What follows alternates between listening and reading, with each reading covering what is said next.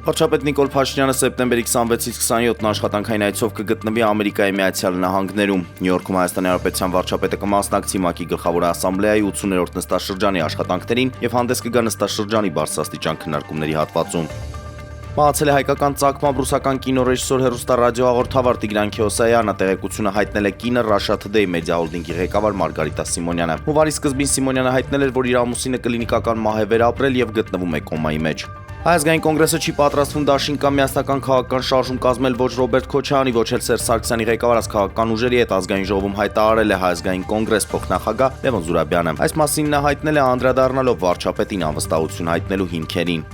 Ազգային ժողովի նախագահ Ալեն Սիմոնյանը նշել է, որ ընդդիմությունը խորհրդարանական լսումներին կրկնում է այն թեզերը, ինչ 4 տարի ասել է փողոցներում։ Արտահերթ ընտրությունների կարիք չենք տեսնում, առաջին անգամն է մի դեպ այսօր լսել բանախոսներից, որ իրենք առաջարկում են ընտրություն։ Ընտրություններին մնացել է մոտ 8 ամիս, առաջին անգամ լսում ենք, որ ընդդիմությունն արտահերթ ընտրություն է ուզում, ասել է Սիմոնյանը։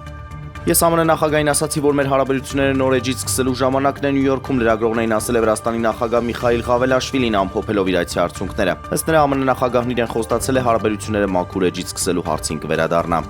Մադրիդի Ռեալի եւ Իսպանիայի հավաքականի նախկին պաշտպան Սերխիո Ռամոսը, որն այժմ հանդես է գալիս մեքսիկական Մոնտրեյի կազմում, հուզիչ հրաժեշտ է տվել Բարսելոնայի նախկին ավագ Ինտեր Մայամիի ներկայիս կիսապաշտպան Սերխիո Բուսկետսին։ Բուսիդը օրինակեց, թե ինչպես կարելի է լինել բացառիկ մնալով սովորական մարդ շատ անգամներ մրցակից, բայց շատ ավելի հաճախ թիմակից։ Շնորհակալություն, որ եղել ես հիանալի խաղացող, հիանալի թիմակից եւ հիանալի ընկեր, գրել է Ռամոսը սոցցանցի իր էջում։